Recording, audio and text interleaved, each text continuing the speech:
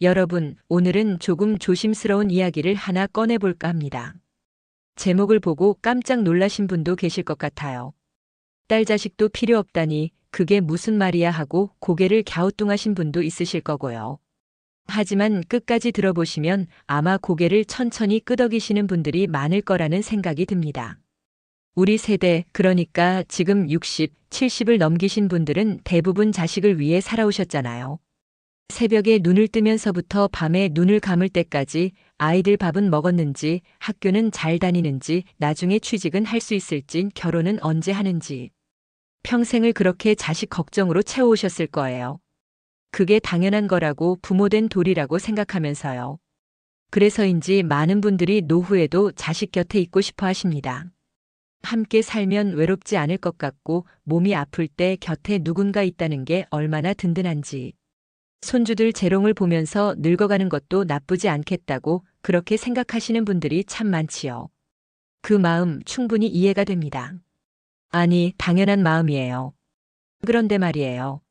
실제로 그렇게 살아보신 분들의 이야기를 들어보면 처음 기대했던 것과는 조금 다른 경우가 많더라고요.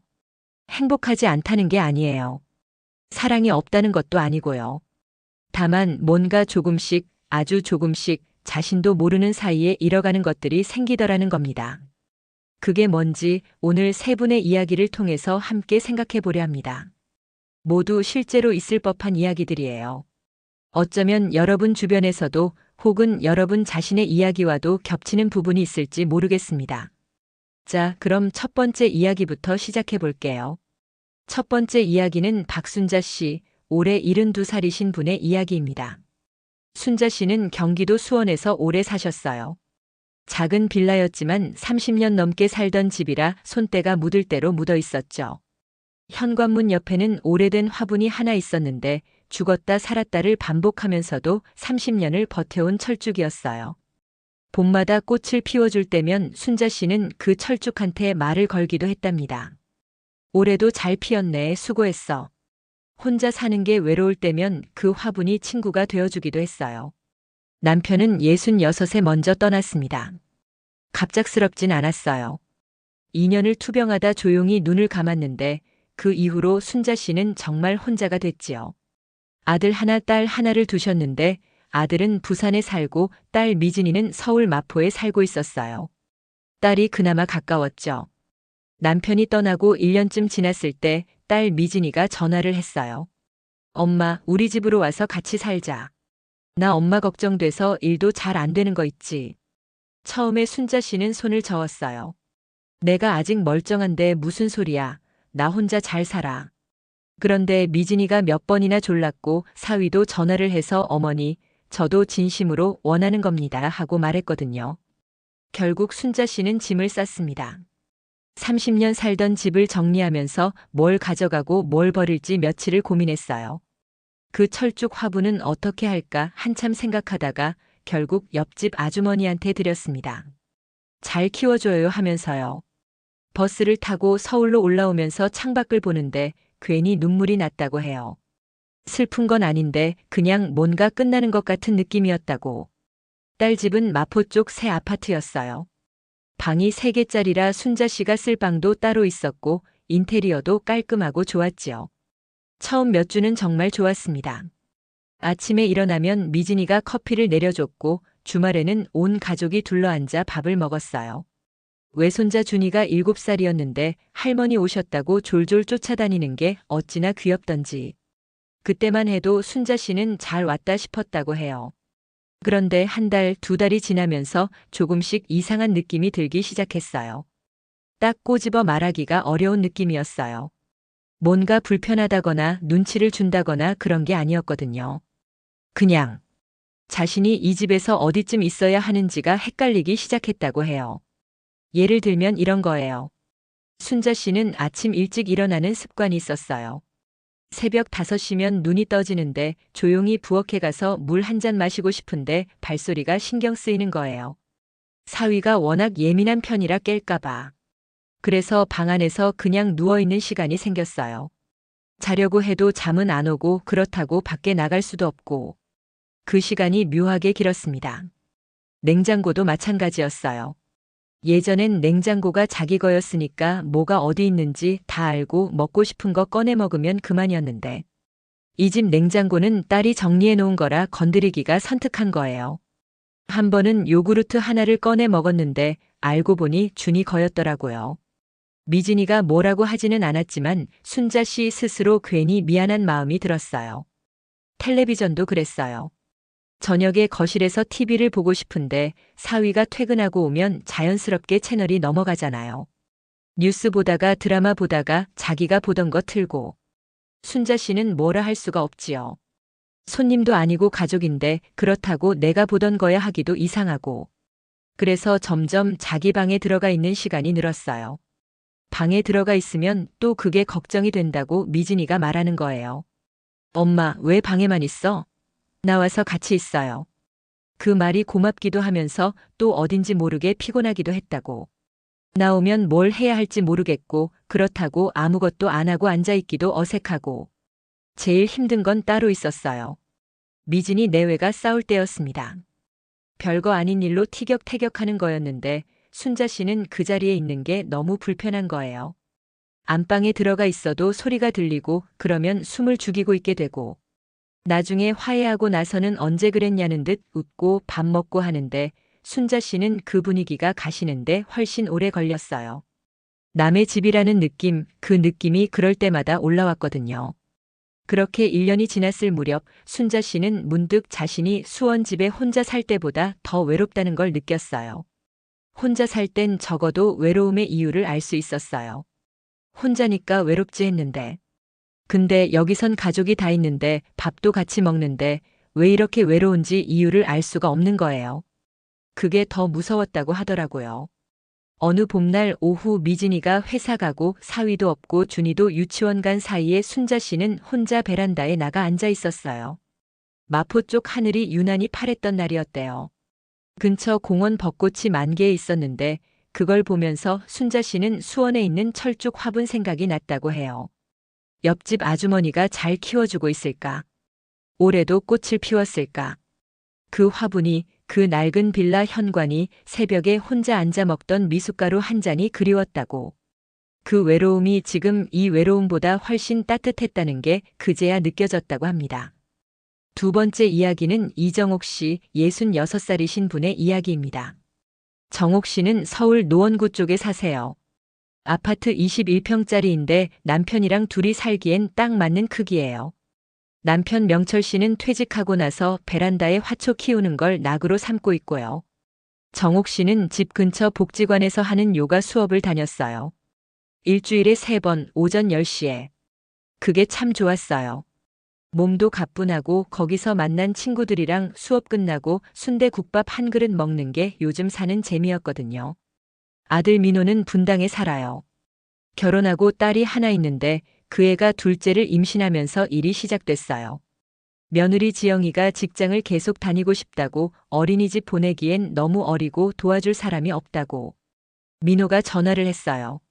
엄마 미안한데 우리 좀 도와줄 수 있어요? 아이가 15개월이거든요. 정옥 씨는 잠깐 망설였어요. 그런데 어떻게 안 간다고 해요? 자식이 부탁하는데.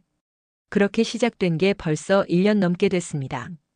매일 아침 7시에 집을 나서요. 버스로 환승해서 분당까지 1시간이 걸리거든요. 가면 지영이 출근 준비하는 동안 아이를 받아서 하루를 시작하는 거예요. 조이라는 아이인데 지금은 2살이 됐어요. 방긋방긋 웃는 게 어쩜 그렇게 예쁜지. 그 애 보면 힘든 것도 잊혀진다고 정옥 씨는 말해요. 근데 현실은요. 2살짜리를 하루 종일 보는 게 보통 일이 아니거든요. 밥 먹이고 재우고 깨어나면 또 놀아주고 또 먹이고. 잠깐 눈을 떼면 안 되는 나이라 쉬지를 못해요. 허리가 남아나질 않죠. 예전엔 없던 무릎 통증이 생겼고 손목도 시큰거려요. 애를 안아 올렸다 내렸다 하루에 수십 번 하다 보면 저녁 6시가 되면 지영이가 퇴근해 와요. 그때 인수인계를 하고 나서 정옥 씨는 집으로 출발하죠. 버스 타고 돌아오면 8시가 넘어요. 노원에 도착해서 집에 들어가면 9시가 가까워질 때도 있고 밥은 남편이 차려놓는데 먹기가 싫어요. 너무 피곤해서. 그냥 씻고 눕고 싶은데 씻을 힘도 없어서 그냥 소파에 앉아 있다가 깜빡 잠이 들기도 해요. 요가 수업은 석 달 만에 끊었어요. 매일 분당을 가야 하니까 시간이 안 되는 거죠. 처음엔 잠깐 쉬는 거라고 생각했는데 벌써 1년이 지났어요. 친구들이 요즘 왜 안 나와요? 하고 연락이 왔었는데 처음엔 좀 이따 나갈게 했다가 나중엔 연락을 잘 못하게 됐어요. 바빠서요. 만나자는 약속도 한 번 정하면 취소하기 일쑤고 그러다 보니 친구들도 먼저 연락을 안 하게 됐고 병원도 못 가고 있어요. 작년 봄부터 왼쪽 어깨가 쑤시는데 가야지 하면서 아직 못 갔거든요. 아이 맡길 곳이 없으니까요. 평일 낮에 병원 가려면 분당에 못 가는 거고 그럼 지영이가 출근을 못 하는 거잖아요. 한 번은 용기 내서 민우한테 말했어요. 나 어깨가 좀 안 좋아서 병원 한번 가야 할 것 같아. 민호가 알겠어요, 엄마. 그럼 그날은 우리가 어떻게 해볼게 했는데 그 어떻게 해볼게가 결국 안 됐어요. 아이를 맡길 때가 마땅치 않다고. 그래서 아직도 못 갔어요. 정옥 씨한테 제일 힘든 시간이 언제냐고 물었더니 버스 안에서라고 했어요. 아침에 분당 가는 버스, 저녁에 노원 오는 버스. 그 시간에 창밖을 보면서 문득 내 하루가 없구나 싶은 생각이 든다고요. 내가 오늘 뭘 하고 싶었는지, 뭘 먹고 싶었는지, 어디 가고 싶었는지. 그런 걸 생각할 틈이 없이 하루가 가버린다고. 아이가 예쁘고 자식 돕는 게 맞는 것 같고, 근데 왜 이렇게 허전한가, 그게 잘 모르겠다고. 어느 날 저녁이었어요. 정옥 씨가 버스를 타고 오는데 옆자리에 나이 비슷한 아주머니가 앉았어요. 쇼핑백을 들고 있었는데 뭔가 사러 갔다 오는 것 같더라고요. 얼굴이 편안하고 여유로워 보였어요. 정옥 씨는 그걸 보면서 나도 저렇게 오후에 백화점 구경 한번 가보는 게 언제였더라 싶었대요. 그냥 아무 이유 없이 구경하다가 뭐 하나 사 먹고 오는 거요. 그게 그렇게 하고 싶더라고요. 근데 언제 할 수 있을지는 모르겠다고. 정옥 씨는 아이를 사랑해요. 진심으로요. 조이가 하마니 하고 팔을 벌리면 세상에 그것보다 기쁜 게 없다고 해요. 민호도 지영이도 고마워하는 거 알고요. 그런데요. 사랑한다는 것과 내가 이 나이에 이 속도로 살아도 되는 건가, 그건 다른 문제더라고요. 그걸 정옥 씨는 버스 창밖을 보면서 조금씩 알아가고 있는 중이에요. 세 번째 이야기는 조금 다릅니다. 최영숙 씨 70살 그리고 남편 한상덕 씨 73살 부부의 이야기예요. 이 부부는 전주에 살아요. 한옥마을 근처는 아니고 조금 외곽 쪽 조용한 주택가에 자그마한 단독주택이 있어요. 마당이 있어서 상덕 씨가 고추랑 상추 같은 거 조금 심어 키우고 있고요. 영숙 씨는 가까운 성당에 나가고 동네 어르신들 모임도 있고 한 달에 한 번 시내에 있는 문화원에서 하는 민요 모임도 나가요. 작은 일상이지만 자기 것들이 있는 삶이에요. 딸 혜경이는 서울에 살아요. 결혼해서 애가 둘인데 회사도 다니고 바쁘게 살죠. 혜경이가 처음 둘째를 낳았을 때 영숙 씨도 올라가서 도와줘야 하나 많이 고민했어요. 마음이 안 가는 게 아니거든요. 딸이 힘든 것 뻔히 아는데. 그런데 상덕 씨랑 얘기를 나눴어요. 올해 솔직하게. 우리가 서울 올라가서 도와주는 게 맞는 건지. 몸은 얼마나 버틸 수 있는지. 우리 삶은 어떻게 되는 건지. 상덕 씨가 먼저 말했대요. 우리가 다 해줄 수 없어. 우리도 이제 늙어가는 사람들이야. 그 말이 차갑게 들릴 수도 있는데 영숙 씨는 그 말에서 위안을 받았다고 해요. 맞는 말이었으니까요. 우리도 사람이고 우리도 쉬어야 하고 우리도 아플 수 있고. 그래서 이 부부가 혜경이에게 한 것은요. 산후조리 기간 한 달 동안만 올라가서 도와줬어요. 그것도 영숙 씨가 주 5일 매일 가는 게 아니라 일주일에 사흘, 낮에만 있다가 저녁엔 내려오는 방식으로요. 혜경이가 처음엔 좀 서운해했어요. 엄마 좀 더 있으면 안 돼요? 하고. 근데 영숙 씨가 솔직하게 말했대요. 혜경아, 엄마가 매일 올라오면 엄마 몸이 버틸 수가 없어.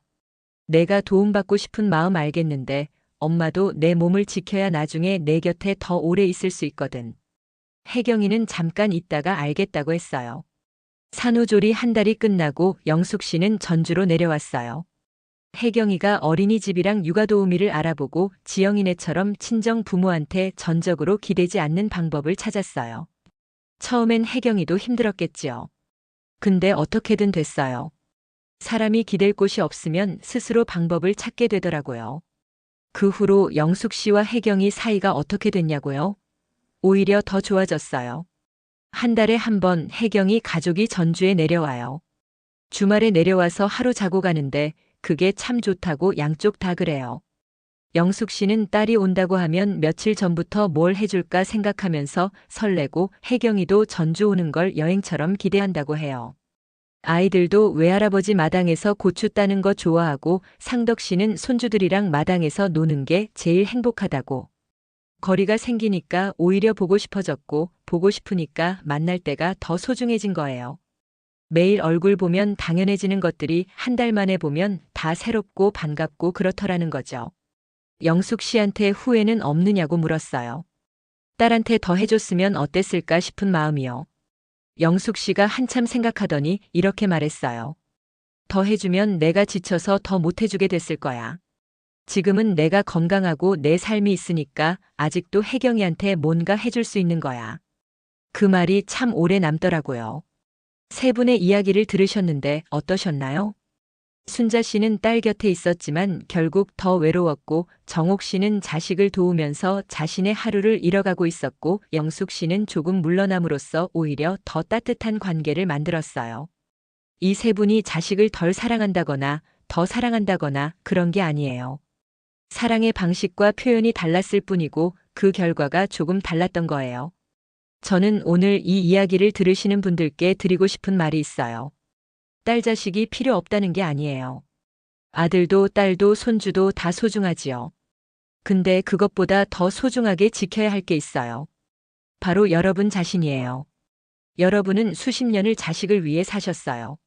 새벽에 도시락 싸고 밤새 간호하고 등록금 마련하고 결혼 준비하고 그 긴 세월 동안 내 것은 참 많이 미뤄두셨을 거예요. 먹고 싶은 것도 가고 싶은 곳도 하고 싶은 것도 나중에 해야지 하면서요. 이제 그 나중이 왔어요. 지금이 그때예요. 요즘 몸은 좀 어떠세요? 가고 싶은 데 있으세요? 오래된 친구 생각나는 사람 있으세요? 해보고 싶었는데 못한 게 있으세요? 그걸 이제 하셔도 돼요. 아니, 하셔야 해요. 자식을 사랑하는 것과 자신을 아끼는 것은 반대가 아니에요. 내가 건강하고 내 삶이 있어야 자식한테도 더 오래, 더 좋은 모습으로 있어줄 수 있어요. 영숙 씨가 그랬잖아요. 내가 건강하고 내 삶이 있으니까 아직도 혜경이한테 뭔가 해줄 수 있는 거야. 그 말이 진짜예요. 자식한테 짐이 되기 싫다고 그래서 뭐든 다 해주려는 분들도 계실 거예요. 근데 역설적으로 자신을 너무 내어주다가 지쳐버리는 게 오히려 짐이 되는 거예요. 몸이 망가지고 마음이 지치고 그 상황을 고스란히 자식이 감당해야 할 때가 오거든요. 자식 곁에 있되 자신도 곁에 두세요. 자식을 돕되 자신도 도우세요. 자식을 사랑하되 자신도 사랑하세요. 외롭다는 걸 숨기지 마세요. 힘들다는 걸 참지만 마세요. 이제는 여러분이 먼저예요. 그렇게 살아오셨잖아요, 그 긴 세월을. 이제 조금은 자신 차례예요. 마당에 핀 꽃을 보면서 그냥 앉아 있을 수 있는 오후 좋아하는 라디오를 들으면서 밥을 천천히 먹는 아침, 오래된 친구랑 수다 떨면서 먹는 설렁탕 한 그릇. 그런 것들이 소중해요. 그런 것들이 살아있다는 증거예요. 순자 씨가 그리워했던 철쭉 화분처럼 정옥 씨가 버스 창밖을 보면서 꿈꾸던 오후의 백화점 구경처럼 그런 작은 것들이 우리 삶을 채워요. 자식이 주는 행복과 다른 종류의 행복이에요. 더 크고 작고의 문제가 아니라 둘 다 있어야 하는 거예요. 오늘 이 이야기가 여러분 마음속 어딘가에 조용히 닿았으면 해요. 억지로 바꾸거나 결정하거나 그런 게 아니라요. 그냥 한 번쯤 생각해 보시는 것만으로도 충분해요. 나는 요즘 어떻게 살고 있는가? 내 하루는 있는가? 나는 나를 아끼고 있는가? 그것만요. 여러분은 충분히 잘 사셨어요. 충분히 많이 주셨어요. 이제 충분히 받으셔도 돼요. 자식한테가 아니어도 이 삶으로부터요. 오늘 이야기 들어주셔서 고맙습니다. 어르신 여러분, 오늘 밤 잠자리에 드시기 전에 잠깐 제 이야기를 들어보시겠습니까? 바쁜 하루가 끝났습니다. 몸은 피곤한데 막상 눈을 감으면 잠이 오지 않는 밤이 있지 않으십니까? 괜히 천장만 바라보다가 어디선가 지나온 세월이 한꺼번에 밀려오는 그런 밤 말입니다. 젊은 시절 열심히 일했던 기억, 아이들 키우느라 정신없이 달려온 날들, 그리고 어느 순간부터 조용해진 집 안. 그 고요함이 때로는 편안하기도 하지만 때로는 무겁게 가슴을 짓누르기도 하지요. 요즘 마음이 좀 어떠십니까?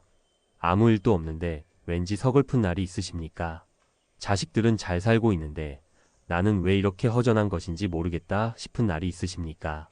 그건 이상한 게 아닙니다. 여러분 혼자만 느끼는 감정이 아닙니다. 이 땅에서 한 시대를 온몸으로 살아온 어르신들이라면 누구나 한 번쯤은 느껴보는 마음입니다. 오늘 밤 저는 여러분 곁에 조용히 앉아서 이야기를 들려드리려 합니다. 잔잔하게 천천히 마음이 편안해지도록. 왜 나이가 들수록 마음이 더 허전해질까요? 젊을 때는 허전할 겨를이 없었습니다.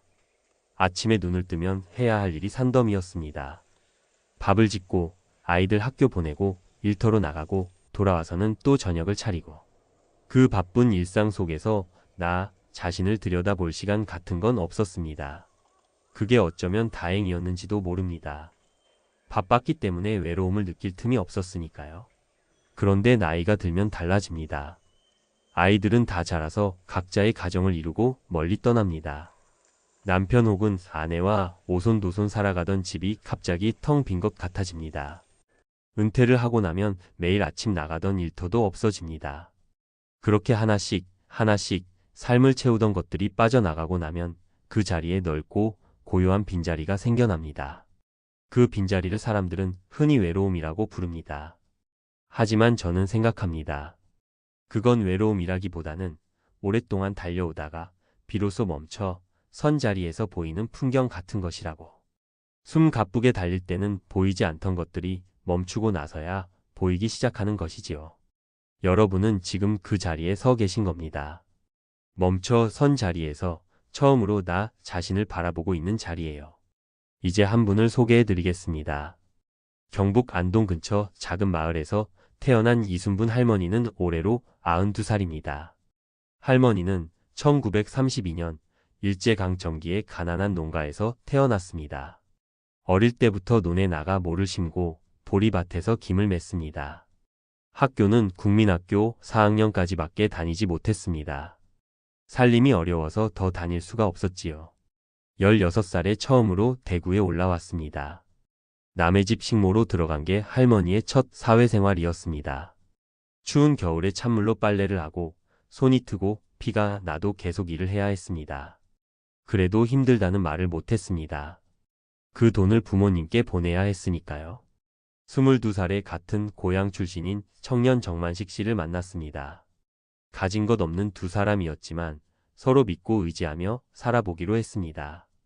결혼식다운 결혼식도 올리지 못하고 동네 어른들께 큰절 몇 번 올리는 것으로 식을 대신했습니다. 1960년대가 되었습니다. 할머니 부부는 부산으로 내려와 부두 근처 작은 공장에서 일을 시작했습니다. 새벽 5시에 일어나 밤 10시가 넘어서야 집에 들어오는 날이 이어졌습니다. 하지만 그 시절에는 그게 당연한 줄 알았습니다. 다들 그렇게 살았으니까요. 아이들이 하나, 둘, 셋, 넷 태어났습니다. 돈이 없어서 쩔쩔매면서도 아이들 학교는 꼭 보냈습니다. 우리는 못 배웠어도 애들은 배워야 한다는 게 할머니 부부의 한결같은 생각이었습니다. 1970년대가 되자 세상이 달라지기 시작했습니다. 공장이 늘어나고 도로가 뚫리고 새로운 아파트가 올라갔습니다. 남편 만식 씨는 건설 현장에서 일을 시작했고 할머니는 봉제 공장에서 재봉틀을 돌렸습니다. 손가락이 바늘에 찔리는 일이 다반사였지만 그래도 통장에 돈이 조금씩 쌓이는 게 보람이었습니다. 1988년 서울 올림픽이 열렸습니다. 텔레비전으로 올림픽 개막식을 보던 할머니는 그만 눈물이 났다고 합니다. 이렇게 잘 사는 나라가 됐구나. 우리가 살아온 게 헛된 일은 아니었구나 싶었다고요. 그 눈물 속에는 수십 년의 땀과 고생이 다 녹아 있었습니다. 자식들은 하나씩 대학에 가고 직장을 얻고 결혼을 했습니다. 할머니는 그것만으로도 충분하다 생각했습니다. 내 손으로 키운 자식들이 잘 살아가고 있으니 더 바랄 것이 없다고. 그러다 2003년 남편 만식 씨가 갑자기 쓰러졌습니다. 뇌졸 중이었습니다. 할머니는 3년을 남편 곁에서 밤낮으로 간병을 했습니다. 밥을 떠먹이고 몸을 닦아주고 재활 운동을 도왔습니다. 힘이 들었지만 남편 곁에 있다는 것만으로도 할머니는 버틸 수 있었습니다. 하지만 2006년 봄 남편은 눈을 감았습니다. 그 이후 할머니는 처음으로 진짜 혼자가 되었습니다. 자식들이 번갈아가며 찾아오기는 했지만 그들에게도 각자의 삶이 있었습니다. 서울, 대전, 미국. 아이들은 멀리 있었고 전화 목소리만으로는 그 빈자리를 채울 수 없었습니다. 할머니는 한동안 아무 의욕이 없었습니다. 밥도 잘 안 먹고 텔레비전만 멍하니 보다가 사진첩을 꺼내 들고 남편 얼굴을 한참 들여다보기도 했습니다. 왜 나만 두고 먼저 갔냐고 혼자 중얼거리기도 했습니다. 그러던 할머니가 어느 날 경로당 앞을 지나다가 안에서 웃음소리가 들려오는 걸 들었습니다. 한참을 망설이다가 문을 열고 들어갔습니다. 그게 시작이었습니다. 그리고 할머니는 깨달았습니다. 92회의 삶 끝에서 할머니는 인생에 대해 이런 말씀을 하셨습니다. 제가 그 말씀을 오늘 여러분께 전해드리려 합니다. 천천히 마음에 담아가시면서 들어보십시오. 첫 번째 진실. 노년에도 새로운 삶은 시작됩니다. 나는 75살에 처음으로 글씨 쓰는 법을 제대로 배웠어요. 할머니가 경로당에서 만난 것은 친구들만이 아니었습니다. 문해 교육 프로그램이 있었습니다. 어릴 때 학교를 오래 다니지 못했던 할머니는 글씨 쓰는 게 늘 부끄러웠습니다. 자식들한테도 편지 한 통 제대로 써본 적이 없었지요. 그런데 75살에 처음으로 연필을 잡고 또박또박 글씨 연습을 시작했습니다. 처음에는 손이 떨려서 글자가 삐뚤어졌습니다. 그래도 매일 갔습니다. 석 달이 지나자 할머니는 손편지를 쓸 수 있게 되었습니다. 큰아들에게 처음으로 직접 쓴 편지를 보냈을 때 아들이 전화를 하며 울었다고 합니다. 여러분, 배움에 나이가 있다고 생각하십니까? 없습니다. 새로운 것을 시작하기에 너무 늦은 나이란 없습니다. 오늘 처음 시도하는 것이 있다면 그게 무엇이든 그 순간부터 여러분의 새로운 삶이 시작되는 겁니다. 70에 그림을 시작한 분이 있습니다. 80에 매일 일기를 쓰기 시작한 분도 있습니다. 65에 처음으로 수영을 배운 분도 있습니다. 늦었다고 생각할 때가 사실은 가장 빠른 때입니다. 왜냐하면 지금 이 순간이 앞으로의 내 삶에서 가장 젊은 순간이니까요. 두 번째 진실. 외로움은 나이 때문이 아니라 마음 때문입니다. 할머니가 처음 경로당 문을 열었을 때 그 안에 있던 분들은 모두 할머니와 비슷한 처지였습니다. 혼자 사는 분, 남편을 먼저 보낸 분, 자식들이 멀리 사는 분. 다들 비슷한 외로움을 안고 있었습니다. 그런데 신기한 일이 생겼습니다. 함께 모여 앉아 윷놀이를 하고 같이 밥을 먹고 이런저런 이야기를 나누다 보면 어느 순간 외로움이 사라진다는 것이었습니다. 외로움이란 건 사람이 없어서 생기는 게 아니에요. 마음 문을 닫고 있어서 생기는 거더라고요. 할머니의 말씀입니다. 외로움은 조건이 아닙니다. 마음의 상태입니다. 사람들에게 둘러싸여 있어도 마음 문을 닫고 있으면 외롭습니다. 혼자 있어도 마음이 열려 있으면 바람 소리 하나, 창문으로 들어오는 햇살 하나에서도 따뜻함을 느낄 수 있습니다. 여러분, 혹시 오랫동안 연락하지 못한 분이 계십니까? 오늘 전화 한 통 해보시는 건 어떨까요? 오랜 친구에게, 오랫동안 만나지 못한 형제에게. 먼저 손 내미는 것이 부끄러운 일이 아닙니다. 그 전화 한 통이 두 사람의 외로움을 동시에 덜어줄 수 있습니다. 세 번째 진실. 작은 일상이 행복을 만듭니다. 할머니는 매일 아침 6시에 일어납니다. 잠이 없어서이기도 하지만 이유가 또 하나 있습니다. 창가에 앉아 마당을 내다보기 위해서입니다. 할머니 집 작은 마당에는 화분이 여러 개 있습니다. 국화, 봉선화, 그리고 이름 모를 작은 꽃들. 매일 아침 물을 주고 잎을 들여다보고 새로 피어난 꽃봉오리를 발견하는 것이 할머니의 기쁨입니다. 아무것도 아닌 것 같아도 꽃이 피면 그날 하루가 좋아요. 여러분, 행복은 멀리 있지 않습니다. 아침에 마시는 따뜻한 미숫가루 한 잔, 창문 너머로 들어오는 햇살, 좋아하는 드라마를 보며 혼자 웃는 순간. 이런 작은 것들이 모여 하루가 되고 그 하루들이 모여 삶이 됩니다. 큰 행복을 찾아다니다가 눈앞에 작은 행복을 놓치는 경우가 많습니다. 오늘 하루 딱 한 가지만 생각해 보십시오. 오늘 나에게 작은 기쁨을 준 것이 무엇인지. 그것을 발견하는 것, 그게 행복을 만드는 첫걸음입니다. 할머니는 매일 일기에 그날 좋았던 일을 한 가지씩 적는다고 합니다. 90살이 넘어서 시작한 일기지만 이제는 그게 하루를 마무리하는 소중한 의식이 되었습니다. 오늘 화분에 새 꽃이 피었다. 경로당에서 박씨 할머니가 내가 젊어 보인다고 했다. 저녁 하늘이 유난히 예뻤다. 이런 문장들이 할머니의 일기를 채우고 있습니다. 네 번째 진실. 자식에게 기대지 말고 자신의 삶을 살아야 합니다. 이 이야기는 조금 쓸쓸하게 들릴 수도 있습니다. 하지만 할머니가 가장 강조하신 말씀이기도 합니다. 자식들이 잘 살아야 내가 기분 좋아요.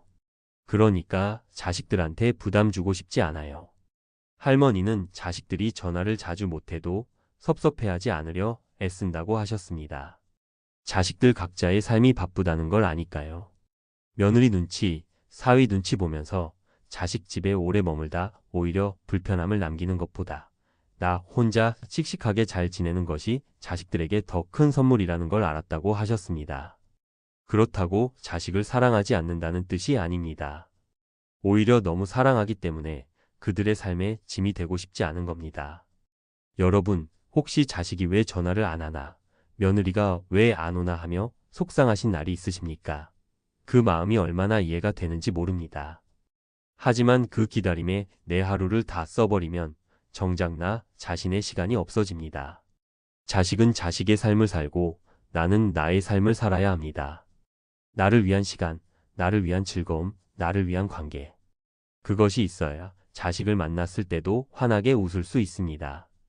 허전한 마음을 가득 채워달라고 자식을 바라보는 것보다 내 마음이 충만한 상태에서 자식을 만나는 것이 서로에게 더 행복한 일입니다. 다섯 번째 진실. 건강보다 더 중요한 것은 마음의 평온입니다. 할머니는 90이 넘었지만 몸이 아주 건강하지는 않습니다. 무릎이 좋지 않아서 오래 걷지 못하고 귀도 잘 들리지 않습니다. 소화도 예전 같지 않아서 먹는 것도 조심해야 합니다. 그런데 할머니 얼굴에는 늘 온화한 미소가 있습니다. 어디가 아프냐고 물으면 아이고, 이 나이에 안 아픈 데가 어딨어요 하시며 웃으십니다. 불편함을 불평으로 만들지 않으십니다. 몸이 아프면 마음까지 아프게 하면 안 돼요. 몸이 힘드니까 마음이라도 편해야지. 이 말씀이 가슴에 오래 남았습니다. 몸의 불편함은 어쩔 수 없는 부분이 있습니다. 나이가 들면 자연스럽게 찾아오는 것들이니까요. 하지만 마음의 불편함은 우리가 선택할 수 있습니다. 걱정을 줄이는 것, 비교하지 않는 것, 옛날과 지금을 자꾸 비교하며 그때가 좋았는데 하며 지금을 초라하게 만들지 않는 것, 남의 눈을 의식하지 않는 것, 이런 것들이 마음의 평온을 지키는 방법입니다. 건강을 위해 좋은 음식을 드시는 것, 가벼운 운동을 하시는 것, 물론 중요합니다. 하지만 그것보다 먼저 마음을 편안하게 유지하는 것이 더 중요합니다. 마음이 불안하고 걱정이 많으면 아무리 몸을 챙겨도 힘이 납니다. 반대로 마음이 평온하면 몸도 따라서 편안해집니다. 오늘 밤 무거운 걱정이 있다면 잠시 내려놓아 보십시오. 내일의 걱정은 내일 하면 됩니다. 지금 이 순간 따뜻한 이불 안에 있는 이 평화로운 시간을 그냥 느껴보십시오. 여섯 번째 진실. 사람은 결국 관계 속에서 살아갑니다. 할머니는 이런 말씀을 하셨습니다. 내 인생에서 가장 행복했던 순간을 꼽으라면 다 사람들 사이에 있었던 순간들이에요. 남편과 처음 만났던 날, 아이들을 낳았던 날, 동네 사람들과 김장을 담그며 웃었던 날, 경로당에서 친구들과 생일 파티를 했던 날. 그 모든 소중한 기억에는 사람이 있었습니다. 돈이 있었던 날도 기억에 남지만 그보다는 누군가와 함께였던 날이 더 따뜻하게 남아 있습니다. 여러분, 혹시 오랫동안 사이가 멀어진 분이 있으십니까? 오해가 쌓여서 아니면 그냥 바빠서 연락이 끊긴 분이 있으십니까? 먼저 손을 내밀어 보시는 건 어떨까요? 나이가 들수록 자존심보다 관계가 더 소중해집니다. 새로운 관계도 만들 수 있습니다. 경로당, 복지관, 종교 모임, 동네 산책 모임. 어디든 사람들이 모이는 곳에 용기 내서 한 발 내디뎌 보십시오. 처음엔 낯설 수 있습니다. 하지만 그 낯설음을 지나면 반가운 얼굴들이 기다리고 있습니다. 할머니는 경로당에서 만난 박씨 할머니와 절친한 친구가 되었습니다. 두 분은 매주 화요일 같이 점심을 드십니다. 특별한 이야기를 나누는 것도 아닙니다. 그냥 서로 옆에 앉아서 밥을 같이 먹는 것뿐입니다. 그런데 그게 일주일을 버티게 하는 힘이 된다고 하셨습니다. 관계는 거창한 것이 아닙니다. 옆에 앉아서 같은 것을 바라보는 것, 그것으로 충분합니다. 7번째 진실. 지금 이 순간이 인생에서 가장 빠른 시간입니다. 나는 지금 92이에요. 근데 이상하게도 지금 이 나이가 내 인생에서 가장 빠른 때인 것 같아요. 할머니의 이 말씀을 처음 들었을 때 저는 의아했습니다. 92이 가장 빠른 때라니 무슨 뜻일까요? 할머니가 설명해 주셨습니다. 지금부터 시간이 제일 빠르게 가잖아요. 그러니까 지금을 아껴야 해요. 오늘 하루를 아무렇게나 보내면 안 돼요. 오늘이 내 남은 인생에서 제일 젊은 날이니까. 그 말을 듣고 저는 깨달았습니다. 나이가 많다고 해서 지금을 대충 살아도 된다는 뜻이 아닙니다. 오히려 그 반대입니다. 남은 시간이 소중하기 때문에 지금 이 순간을 더 충실하게 살아야 합니다. 여러분, 오늘 하루 어떻게 사셨습니까? 하루 중에 딱 한 가지 마음에 남는 좋은 일이 있었습니까? 아무리 작아도 괜찮습니다. 맛있는 걸 드셨거나, 오랜만에 웃었거나, 하늘이 예뻤거나. 그 하나를 기억하면서 오늘 하루를 마무리하십시오. 그리고 내일 아침 눈을 뜨면 또 하루가 주어집니다. 그 하루가 선물입니다. 이제 이야기를 마무리할 시간이 왔습니다. 이순분 할머니는 지금도 매일 아침 6시에 일어납니다. 화분에 물을 주고 경로당에 나가고 박씨 할머니와 밥을 먹고 저녁에는 창가에 앉아 별을 봅니다. 거창한 일은 하나도 없습니다. 그런데 할머니의 눈에는 빛이 있습니다. 인생을 다 살아내고 난 자리에서 얻은 그 빛. 서두르지 않아도 된다는 것을 아는 사람의 여유. 이미 충분히 살아왔다는 것을 아는 사람의 평온함. 할머니가 제게 마지막으로 이런 말씀을 하셨습니다. 젊은 사람들한테는 아직 모르겠지. 근데 나이 드신 분들은 알 거예요. 살면서 제일 후회하는 게 뭔지 아세요? 걱정을 너무 많이 한 거예요. 걱정한다고 뭐가 달라지는 게 아닌데 그 걱정들로 참 많은 날들을 허비했어요. 이제는 그러지 않아요. 일어나지도 않은 일을 미리 걱정하는 대신에 오늘 눈앞에 있는 것을 즐겨요. 어르신 여러분, 이 말씀이 마음에 닿으십니까? 우리는 너무 많은 것을 걱정해 왔습니다. 자식 걱정, 돈 걱정, 건강 걱정, 죽음 걱정. 걱정을 쌓아두는 사이에 오늘 하루가 지나갔습니다. 어제도 그저께도 작년도. 걱정을 안고 보내버린 날들이 얼마나 많은지 모릅니다. 이제는 조금 다르게 살아보는 건 어떨까요? 걱정 대신 감사를, 후회 대신 지금을, 비교 대신 나 자신을. 아직 늦지 않았습니다. 여러분, 정말로 아직 늦지 않았습니다. 오늘 밤 잠자리에 드시기 전에 딱 한 가지만 생각해 보십시오. 오늘 하루 내 삶에서 좋았던 한 가지. 그것을 마음에 품고 눈을 감아 보십시오. 그리고 내일 아침 눈을 뜨시면 이렇게 생각해 주십시오. 오늘이 내 인생에서 가장 젊은 날이다. 그 생각 하나가 오늘 하루를 바꿉니다. 오늘 하루가 바뀌면 내일도 바뀝니다. 그렇게 하루하루가 쌓이면 인생의 후반이 얼마나 아름다울 수 있는지 여러분은 곧 알게 되실 겁니다. 인생의 후반은 끝이 아닙니다. 다른 이름으로 부르면 어떨까요? 인생의 두 번째 봄. 이제까지 살아온 것들이 꽃으로 피어나는 계절. 어르신 여러분, 오늘 밤도 편안히 주무십시오. 내일도 좋은 하루가 기다리고 있습니다. 우리는 아직 늦지 않았습니다. 오늘 하루가 바로 여러분 인생에서 가장 젊은 날이기 때문에 오늘 밤 저는 불을 끄고 누웠습니다. 천장을 바라보며 한참을 그렇게 있었습니다. 잠이 오지 않았습니다. 이런 밤이 요즘 들어 부쩍 많아졌습니다. 예전 같으면 눕는 순간 잠들었을 텐데 이제는 몸이 쉬는 동안 머리만 혼자 깨어 있습니다. 처음에는 그게 걱정이 되었습니다. 뭔가 잘못된 건 아닐까 싶어서요. 그런데 시간이 지나면서 알게 되었습니다. 이건 잠이 안 오는 게 아니라 고요함이 찾아온 것이라고요. 밤은 참 솔직한 시간입니다.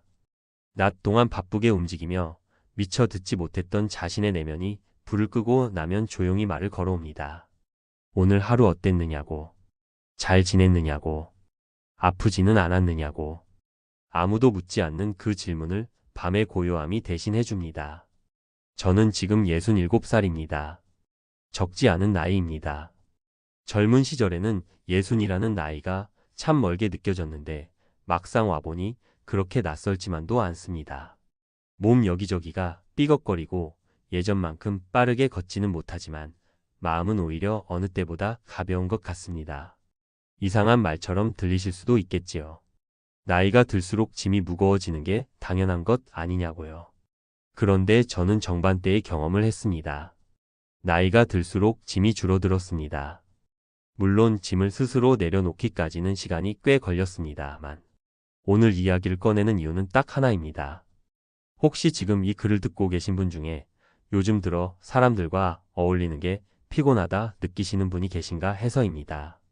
예전에는 모임에 나가는 게 즐거웠는데 이제는 핑계를 찾게 된다든지 전화가 와도 받기 전에 한번 망설이게 된다든지 그냥 조용히 혼자 있고 싶은 날이 많아졌다든지 그리고 그런 자신을 보면서 내가 이상해진 건가 혹은 이러다 외톨이가 되는 건 아닌가 하고 살짝 걱정이 되신다든지요. 그 걱정 잠시 내려놓으셔도 됩니다. 오늘 제가 하고 싶은 이야기가 바로 그것입니다. 젊었을 때 저는 사람이 많았습니다. 많다는 표현이 좀 이상하게 들리실 수도 있겠네요. 사람을 숫자로 세는 것 같아서요. 하지만 그 시절에는 실제로 그랬습니다. 주소록에 적힌 이름이 수백 개였고 명절이면 전화가 쉬지 않고 왔습니다. 직장에서는 회식이 잦았고 동창 모임도 있었고 동네 모임도 있었고 아이들 학교 학부모 모임도 있었습니다. 그 모든 관계가 좋았느냐고요? 솔직히 말씀드리면 좋은 것들도 있었고 그냥 유지하는 것들도 있었고 솔직히 말하면 힘들었던 것들도 있었습니다. 그런데 세월이 흐르면서 그 많던 사람들이 하나씩 또 하나씩 멀어졌습니다. 퇴직을 하고 나니 직장 동료들과의 연락이 뜸해졌습니다. 처음에는 서로 아쉬워하며 자주 만나자고 했는데 2번, 3번 모임이 이어지다가 어느 순간 자연스럽게 조용해졌습니다. 아이들이 다 크고 나니 학부모 모임도 더 이상 없었습니다. 동창 중에는 먼저 세상을 떠난 친구도 생겼고 건강이 나빠져 연락이 어려워진 사람도 생겼습니다. 그렇게 1명, 2명 줄어들더니 어느 날 보니 곁에 남은 사람이 생각보다 훨씬 적었습니다. 그 순간 저는 솔직히 당황했습니다. 이게 무언가 잘못된 것은 아닐까? 내가 사람들과의 관계를 소홀히 했던 것은 아닐까? 혹은 내가 그만큼 매력이 없어진 것은 아닐까? 그런 생각들이 한꺼번에 밀려왔습니다. 관계가 줄어드는 것이 마치 인생이 줄어드는 것처럼 느껴졌습니다. 그런데 돌이켜보면 그 당황스러움 안에는 억울함도 섞여 있었습니다. 그 오랜 세월 동안 그렇게 많이 베풀었는데, 먼저 연락하고, 먼저 챙기고, 먼저 나서서 도왔는데, 정작 내 쪽에서 필요할 때는 돌아오지 않는 사람들이 있었습니다. 말하기가 조심스럽지만 배신처럼 느껴진 경험도 있었습니다. 오랫동안 친하다고 생각했던 사람이 나를 이용했다는 것을 뒤늦게 깨달았을 때의 그 허탈함. 아끼고 아꼈던 관계가 사실은 일방적인 것이었다는 것을 알게 되었을 때의 씁쓸함. 그런 경험들이 쌓이면서 저는 점점 사람에 대한 기대를 낮추게 되었습니다.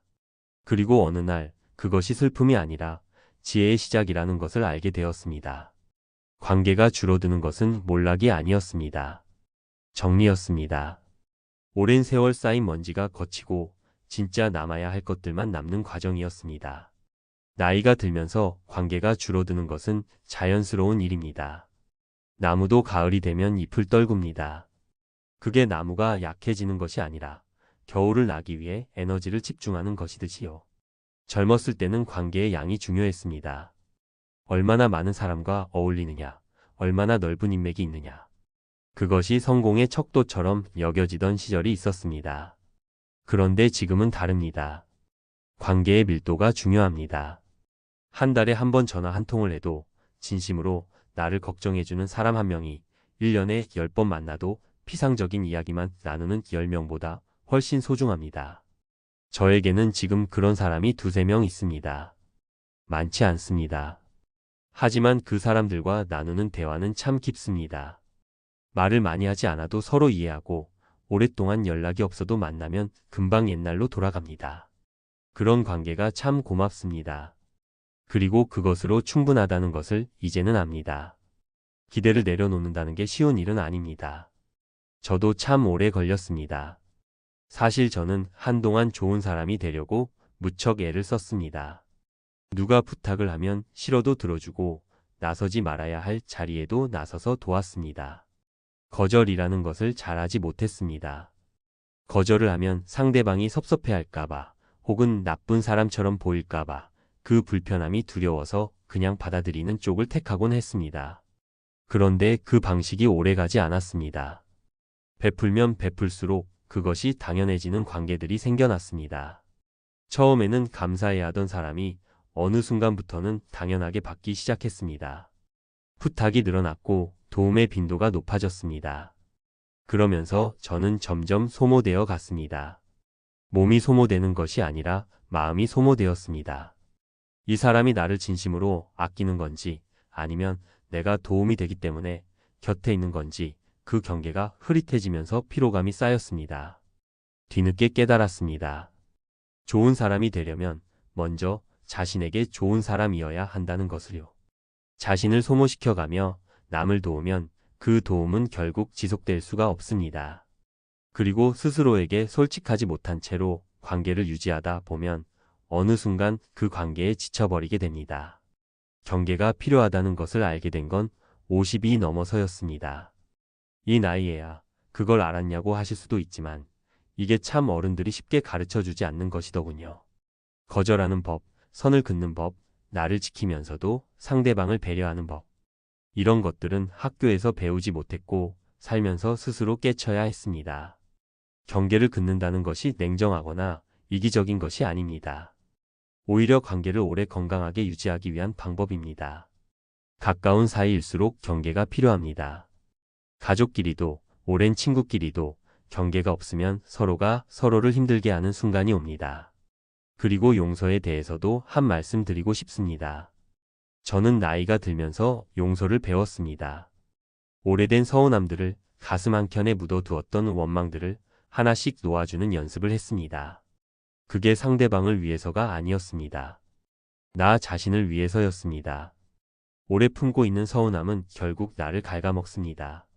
그 사람은 잘 살고 있는데 나만 그 기억을 붙들고 있는 겁니다. 그래서 용서를 했습니다. 그런데 동시에 경계는 풀지 않았습니다. 용서한다는 것이 곧 예전으로 돌아간다는 의미는 아닙니다. 나에게 상처를 준 사람을 마음속에서 용서하되 다시 그 사람이 나의 가까운 자리에 오도록 허락하지는 않았습니다. 이 둘은 전혀 다른 것입니다. 용서는 내 마음의 평화를 위한 것이고 경계는 나의 안전을 위한 것입니다. 외로움과 고독. 이 두 단어는 비슷해 보이지만 전혀 다릅니다. 저도 처음에는 이 둘을 구분하지 못했습니다. 혼자 있는 것이 두려웠던 시절이 있었습니다. 혼자 밥을 먹는 것도 어색했고 혼자 걷는 것도 왠지 초라한 기분이 들었습니다. 사람들이 많은 곳에 있으면 외롭지 않을 것 같아서 그 북적임 속에 나를 집어넣으려 했습니다. 그런데 이상한 것은 많은 사람들 속에 있어도 여전히 외로울 때가 있었다는 겁니다. 외로움은 타인이 채워주지 않을 때 오는 결핍의 감정입니다. 누군가에게 이해받고 싶은데 이해받지 못할 때, 함께하고 싶은데 혼자일 때, 그때 오는 쓸쓸함입니다. 그것은 환경의 문제가 아니라 내면의 문제입니다. 아무리 많은 사람이 곁에 있어도 그들과 진정으로 연결되어 있지 않으면 외롭습니다. 반대로 혼자 있어도 자신과 평화롭게 있을 수 있다면 그것은 외로움이 아닙니다. 그것이 바로 고독입니다. 고독은 나 자신과 마주하는 시간입니다. 타인의 시선도 기대도 요구도 없이 오롯이 나 혼자인 시간. 처음에는 그 고요함이 불편할 수도 있습니다. 오래 시끄러운 곳에 있다가 갑자기 조용한 방에 들어서면 그 고요함이 낯설고 때로는 불안하게 느껴지듯이요. 저는 몇 해 전에 무릎 수술을 하고 2달 가까이 집에서 요양을 한 적이 있습니다. 움직이기 힘드니 사람들을 만나러 나가지도 못하고 그냥 집 안에 있는 시간이 길었습니다. 처음 2, 3주는 정말 답답했습니다. 무언가를 해야 할 것 같은데 할 수 없는 그 상황이 가만히 앉아 있는 것 자체가 죄 짓는 것 같은 기분이 들었습니다. 바쁘게 살아온 세월이 워낙 길다 보니 아무것도 하지 않는다는 것 자체가 어색했습니다. 그런데 시간이 지나면서 그 고요함에 조금씩 익숙해졌습니다. 창밖으로 나뭇잎이 바람에 흔들리는 것을 오래 바라보기도 했고 그동안 켜두기만 하고 읽지 않았던 책들을 천천히 읽기도 했습니다. 평소에는 그냥 지나쳤던 것들, 아침 햇살이 방 안으로 들어오는 각도라든지 낮의 새소리가 얼마나 다양한지라든지 그런 것들이 눈에 들어오기 시작했습니다. 그리고 놀랍게도 오래 혼자 있으면서 제 자신을 더 잘 알게 되었습니다. 내가 사실은 어떤 것을 좋아하는지, 어떤 사람을 만날 때 기분이 좋아지는지, 어떤 상황에서 내가 긴장하는지. 바쁘게 살 때는 그런 것들을 돌아볼 여유가 없었는데 강제로 쉬게 되니 비로소 보이기 시작한 것들이 있었습니다. 혼자 있는 시간은 두려운 것이 아닙니다. 그것은 내면을 단단하게 만드는 시간입니다. 모든 관계로부터 잠시 거리를 두고 자신에게 집중하는 시간. 그 시간이 있어야 다시 사람들 속으로 들어갈 수 있습니다. 나무의 뿌리가 땅속 깊이 내려가야 큰 바람에도 흔들리지 않듯이 혼자 있는 고독의 시간이 우리의 뿌리를 깊게 해줍니다. 행복이 무엇이냐고 누군가 물어본다면 저는 요즘 이렇게 대답합니다. 행복은 더 많이 갖는 것이 아니라 잃을 것이 줄어드는 상태라고요.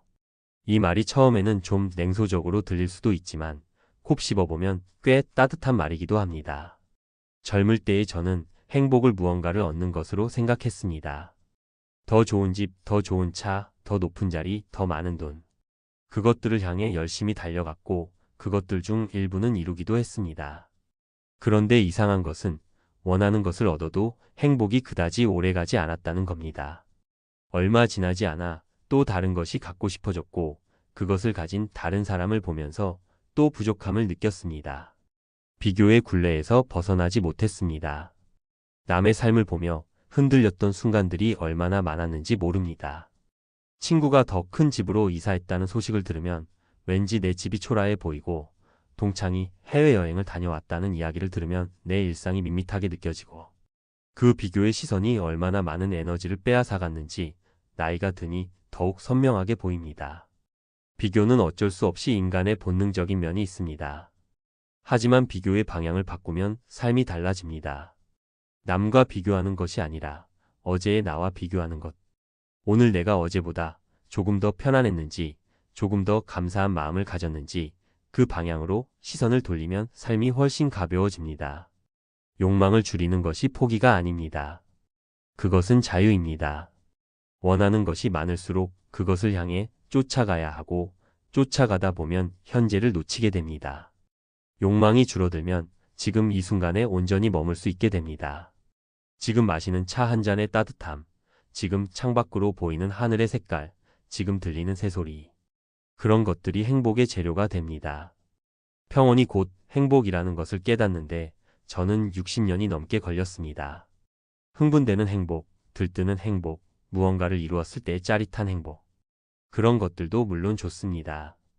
하지만 그것은 오래가지 않습니다. 잔잔한 강물처럼 흐르는 평온함, 아침에 눈을 떴을 때 특별히 두려운 것이 없는 그 안정감, 오늘 하루를 그럭저럭 잘 살았다는 조용한 만족감. 그것이 진짜 행복에 가까운 것이라고 지금의 저는 생각합니다. 한 연구에 따르면 나이가 들수록 사람들이 행복감을 느끼는 원천이 달라진다고 합니다. 젊을 때는 새로운 경험이나 성취에서 행복을 찾지만 나이가 들면 일상의 작은 것들, 주변 사람들과의 진솔한 관계, 그리고 현재 순간에 집중하는 데서 행복을 찾는다고요. 이것이 퇴보가 아닙니다. 오히려 성숙입니다. 인생을 운동 경기에 비유하는 말을 많이 들어보셨을 겁니다. 저도 오래 그 비유를 들어왔는데 어느 날 그것이 단순한 비유가 아니라 꽤 정확한 설명이라는 생각이 들었습니다. 전반전과 후반전은 전략이 달라야 합니다. 전반전에 잘 통했던 방식이 후반전에도 통할 것이라고 생각하면 큰 오산입니다. 인생의 전반전은 속도가 중요합니다. 빨리 더 많이 더 높이 남들보다 앞서가는 것이 중요한 시기입니다.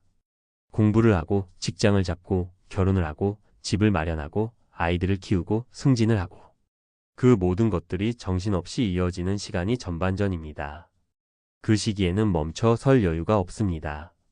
그런데 후반전은 다릅니다. 속도보다 방향이 중요합니다. 어디를 향해 가느냐가 중요합니다. 그리고 얼마나 나 자신답게 가느냐가 중요합니다. 퇴직을 하고 나서 처음 몇 달이 참 이상했습니다. 아침마다 출근해야 한다는 긴장감이 없으니 몸은 편한데 마음이 붕 떠 있는 기분이었습니다. 50년 가까이 무언가를 해야만 했던 사람이 갑자기 아무것도 안 해도 되는 상황이 되니 그게 자유가 아니라 공백처럼 느껴졌습니다. 내가 무엇을 하면 좋을지를 모르겠더군요. 더 정확히는 내가 무엇을 좋아하는지를 모르겠더군요. 그 시절에 저는 처음으로 진지하게 생각했습니다. 나는 지금까지 어떤 역할로 살아왔는가? 누군가의 아버지, 누군가의 남편, 누군가의 부하 직원, 누군가의 상사. 그 역할들이 사라지고 나면 남는 것은 무엇인가? 역할이 없는 자리에 나라는 사람이 온전히 서 있을 수 있는가? 처음에는 그 질문이 무서웠습니다. 역할 없이 존재하는 방법을 모르는 것 같았으니까요. 그런데 시간이 지나면서 그 무서움이 조금씩 가셔갔습니다. 역할과 분리된 나를 찾아가는 과정이 시작된 거라는 것을 알게 되었습니다. 자식들이 다 자랐습니다. 이제 그들은 자신들의 삶을 살아갑니다. 배우자와도 긴 세월 함께하다 보니 서로에게 편안한 존재가 되었지만 동시에 서로의 시간을 존중하는 사이가 되었습니다. 사회적 지위도 내려놓았습니다. 그 모든 것들과 조금씩 분리되면서 비로소 나 자신을 돌보는 시간이 생겼습니다. 텃밭을 가꾸기 시작했습니다. 처음에는 잘 몰라서 이것저것 심어보다 죽이기도 했습니다. 그런데 그게 창피한 일이 아니더군요. 씨앗을 심고 물을 주고 기다리는 그 과정이 참 좋았습니다. 상추가 자라나는 것을 보면서 이상한 뿌듯함을 느꼈습니다. 내가 돌보니까 자라는 것들이 있다는 것이 단순하지만 참 기분 좋은 경험이었습니다. 책도 다시 읽기 시작했습니다. 젊을 때는 바빠서 읽지 못했던 책들, 언젠가 읽어야지 했던 책들을 천천히 펼쳤습니다. 서두를 것이 없으니 한 페이지를 읽고 오래 생각하기도 했습니다. 한 문장이 마음에 닿으면 책을 덮고 한참을 창밖을 바라보기도 했습니다. 그 여유가 참 좋았습니다. 아침 산책도 빠지지 않게 했습니다. 특별히 운동을 한다는 목적이 아니라 그냥 걷기 위해 걸었습니다. 동네 골목골목을 천천히 걸으면서 어느 집 담장에 어떤 꽃이 피었는지, 공원 벤치에 어떤 할아버지가 앉아 계신지 그런 것들을 눈에 담으며 걸었습니다. 아무것도 아닌 것처럼 보이는 그 시간이 하루를 시작하는데 참 좋은 준비가 되었습니다. 그렇게 나 자신을 돌보는 삶을 살기 시작하면서 알게 되었습니다. 내가 가장 좋은 상태일 때 타인에게도 더 좋은 사람이 될 수 있다는 것을요. 나를 먼저 채워야 남에게도 줄 수 있습니다. 빈 항아리에서는 아무것도 나오지 않으니까요. 이 글을 마무리하면서 처음에 했던 질문으로 돌아가고 싶습니다. 나만 혼자인가? 나만 이렇게 사람들이 피곤해진 건가? 나만 이렇게 조용히 혼자 있고 싶은 건가? 아닙니다. 전혀 아닙니다. 이것은 자연스러운 일입니다. 오히려 삶이 성숙해지고 있다는 신호입니다. 더 이상 무의미한 소음 속에 자신을 집어넣지 않겠다는 내면의 소리입니다. 혼자가 되는 것은 벌이 아닙니다. 그것은 정화입니다. 오래 쌓인 관계의 소음, 기대와 실망의 반복, 베풀고 상처받고 또 베풀던 그 순환에서 잠시 벗어나 나 자신으로 돌아오는 것입니다.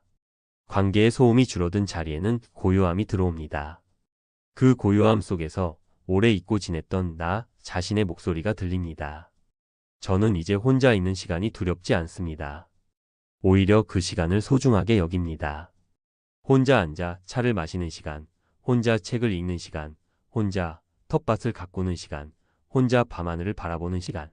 그 시간들 속에서 저는 가장 온전한 저 자신이 됩니다. 타인의 기대에 맞추지 않아도 되고, 누군가의 역할을 수행하지 않아도 되고, 그냥 있는 그대로의 내가 될 수 있는 시간. 겨울나무를 생각해 봅니다. 잎이 다 떨어진 겨울나무는 얼핏 보면 죽은 것처럼 보입니다. 하지만 그 나무는 죽지 않았습니다. 뿌리는 여전히 땅속 깊이 살아있고, 봄이 오면 다시 잎을 틔울 준비를 하고 있습니다. 겨울에 고요함이 있어야 봄의 생명이 가능합니다. 우리도 마찬가지입니다. 인생의 후반전에 관계가 줄어들고 고요함이 찾아오는 것은 겨울나무가 잎을 떨구는 것과 같습니다. 더 깊이 더 단단하게 뿌리를 내리는 과정입니다. 남은 계절을 잘 살아가기 위한 준비입니다. 오늘 밤 불을 끄고 누우실 때 혹시 잠이 오지 않는다면 그 고요함을 두려워하지 마십시오. 그것은 당신의 내면이 살아있다는 신호입니다. 그 고요함 속에서 자신에게 조용히 말을 걸어 보십시오. 오늘 하루 수고했다고. 잘 살아왔다고. 당신이 혼자라고 느껴지는 그 시간에도 당신은 결코 혼자가 아닙니다. 오래 살아온 세월이 당신 곁에 있고, 당신이 사랑했던 사람들의 기억이 당신 곁에 있고, 그리고 무엇보다 가장 오래 당신 곁에 있어온 당신 자신이 있습니다. 혼자일 때 가장 온전합니다. 그 말이 처음에는 이상하게 들릴 수도 있지만 언젠가 그 말의 뜻을 마음으로 느끼시는 날이 오기를 바랍니다. 오늘 밤이 그런 밤이 되기를 오늘 하루도 수고하셨습니다. 지금 이 글을 듣고 계신 당신이 어쩌면 오늘도 누군가의 말 한마디를 마음속에 품고 계실지도 모르겠습니다. 요즘 왜 이렇게 집에만 있어요? 라는 말, 혹은 사람을 좀 만나야지, 그러다 외톨이 되는 거야, 라는 말. 걱정인지 핀잔인지 모를 그 말들이 오늘 밤에도 마음 한켠에서 조용히 걸리고 있으신 건 아닐까요? 그 말을 들을 때마다 혹시 이런 생각이 드셨나요? 내가 너무 사람을 안 좋아하는 건가? 나이 들면서 성격이 이상해진 건 아닐까? 원래 이렇게까지 집이 좋았던가? 그 걱정이 쌓이다 보면 어느 순간 스스로를 조금씩 의심하게 됩니다. 모임에 나가지 않는 자신을 게으르다고 느끼거나 전화가 와도 받기 싫은 마음을 나쁜 사람의 증거처럼 여기게 되기도 하죠. 하지만 오늘 밤 잠들기 전에 이 이야기를 끝까지 들으신 후에는 그 걱정을 조금 내려놓으실 수 있으면 좋겠습니다. 왜냐하면 당신은 아무 문제가 없기 때문입니다. 집에 있고 싶은 마음, 조용히 혼자 있고 싶은 마음, 모임이 끝나고 나면 기진맥진해지는 그 느낌. 그것은 당신의 뇌가 지금 가장 올바른 선택을 하고 있다는 신호입니다. 오늘 이 이야기는 그것을 천천히 차근차근 함께 살펴보는 시간입니다. 먼저 한 가지 장면을 떠올려 보시겠습니까? 30대 혹은 40대 시절의 당신을 생각해 보세요. 퇴근 후에 동료들과 2차, 3차를 다녀와도 다음날 아침에 멀쩡하게 일어났던 때. 명절이면 온 가족이 모여 시끌벅적하게 지내도 오히려 에너지가 넘쳤던 때. 동창 모임에 나가면 새벽까지 이야기를 나눠도 발걸음이 가벼웠던 때. 그때는 사람이 많을수록 자리가 활기찰수록 오히려 기분이 좋았지요. 그런데 지금은 다릅니다. 교회 모임을 다녀오면 다음날 종일 아무것도 하기 싫고 오랜 친구를 만나고 나서도 왜 이렇게 피곤한지 모르겠고 경로당에서 1시간만 있다 와도 집에 오자마자 눕고 싶어집니다. 그리고는 스스로 묻습니다. 내가 너무 예민해진 건가? 나이가 들면서 사람이 싫어진 건가? 이러면 안 되는데 라고 생각하면서도 몸은 이미 현관문을 닫고 소파에 앉아 있습니다. 이 변화가 왜 일어나는지 오늘은 그 이야기를 해드리고 싶습니다. 아주 어렵지 않게 하지만 충분히 깊이 있게. 우리의 뇌에는 전전두엽이라는 부위가 있습니다. 이마 바로 뒤쪽에 자리 잡고 있는 이 부위는 우리가 판단을 내리고 감정을 조절하고 계획을 세우는 일을 담당합니다. 쉽게 말하면 이 상황에서 나는 어떻게 행동해야 하는가를 결정하는 뇌의 관리자 같은 곳입니다. 젊었을 때 우리는 이 전전두엽을 쉬지 않고 가동했습니다. 직장에서 어떻게 처신해야 할지, 상사에게 어떻게 말해야 할지, 동료들 사이에서 어떻게 처신해야 할지. 사회적 관계를 유지하기 위해 이 뇌의 관리자는 하루 종일 쉬지 않고 일했습니다. 그런데 나이가 들수록 특히 은퇴 이후에는 이 전전두엽의 효율이 조금씩 달라집니다. 더 이상 하루에 수십 가지 사회적 판단을 내릴 필요가 없어진 상황에서 뇌는 자연스럽게 다른 방식으로 에너지를 사용하기 시작합니다. 넓고 얕은 자극보다는 좁고 깊은 사고를 선택하게 됩니다. 많은 사람들과 빠르게 교류하는 것보다 소수의 사람들과 천천히 깊게 이야기 나누는 것을 더 편안하게 느끼게 됩니다. 이것은 퇴화가 아닙니다. 이것은 뇌가 더 현명해지는 과정입니다. 동시에 뇌 안쪽 깊은 곳에 자리한 편도체라는 부위도 이야기해야 합니다. 편도체는 감정, 특히 불안과 두려움을 감지하는 역할을 합니다. 위험을 감지하면 즉각적으로 반응하고 낯선 자극에 경계 신호를 보내는 뇌의 경비원 같은 곳입니다. 나이가 들면서 이 편도체는 더 민감하게 작동하는 경향이 있습니다. 시끄럽고 복잡한 환경, 예측하기 어려운 사람들의 반응, 빠르게 변하는 대화의 흐름. 이런 것들이 젊었을 때보다 훨씬 더 피로하게 느껴지는 이유가 바로 여기에 있습니다. 그러니까 당신이 모임에서 2시간을 보내고 나면 몸이 무거워지는 것은 당신의 뇌가 그 2시간 동안 사실은 엄청난 양의 에너지를 쓰고 있었기 때문입니다. 사람들의 표정을 읽고 말의 뉘앙스를 파악하고 어색한 침묵을 메우고 때로는 나와 다른 의견 앞에서도 웃어 보이는 것. 이 모든 것이 뇌에게는 고강도 작업입니다. 젊었을 때는 그 작업의 비용을 느끼지 못했을 뿐입니다.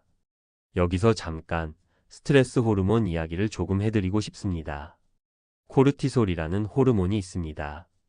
긴장하거나 압박을 받을 때 혹은 낯선 사람들과 오랜 시간을 보낼 때 우리 몸에서 분비되는 호르몬입니다.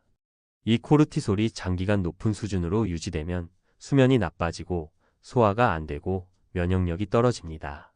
몸 전체가 조금씩 지쳐갑니다.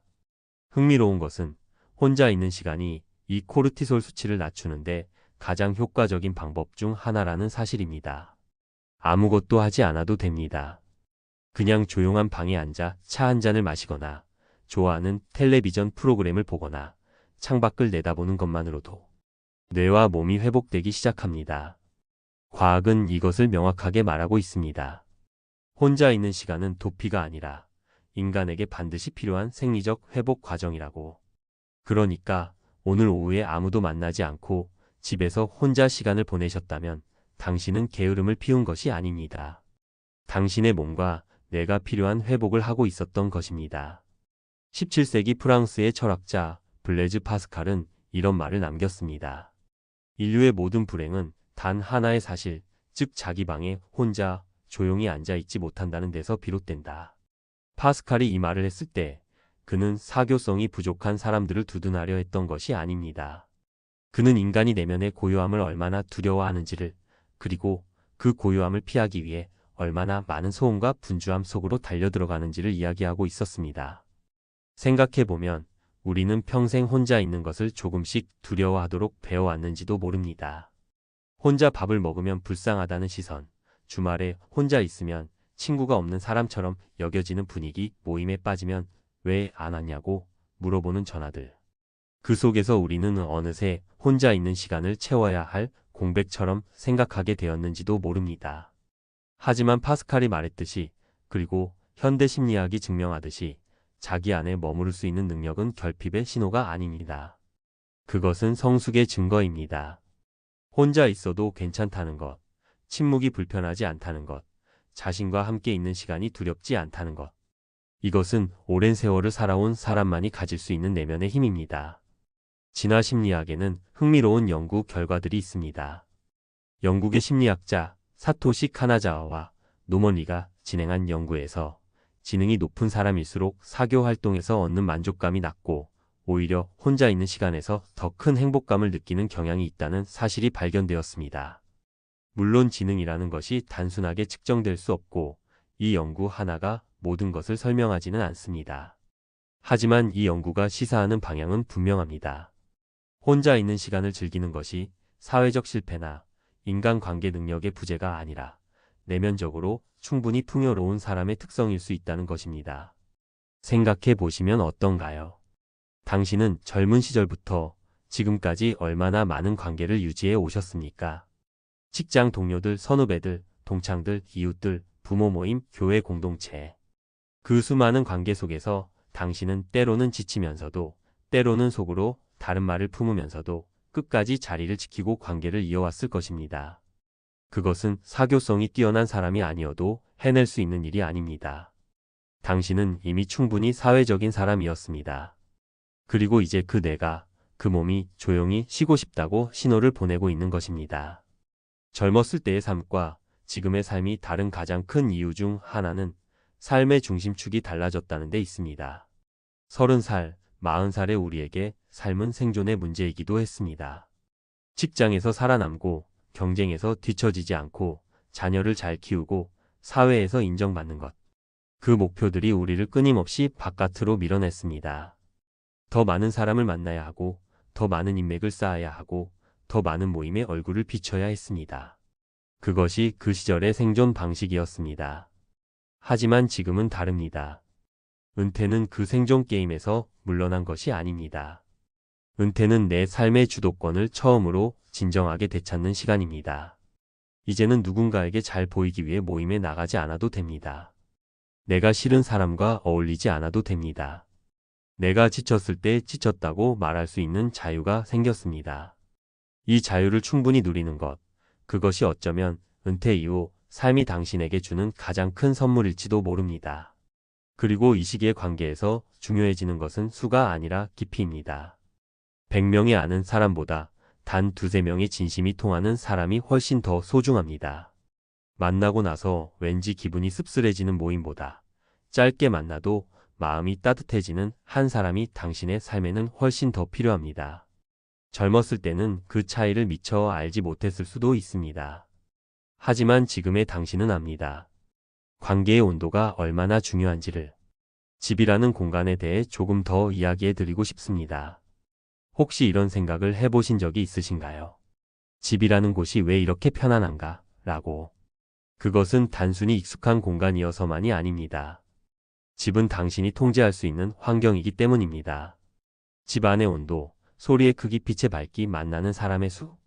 이 모든 것을 당신이 결정할 수 있습니다.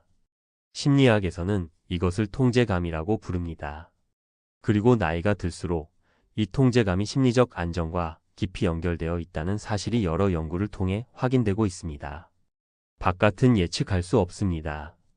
모임에 가면 어떤 이야기가 나올지, 누가 불편한 말을 할지, 분위기가 어떻게 흘러갈지를 미리 알 수가 없습니다.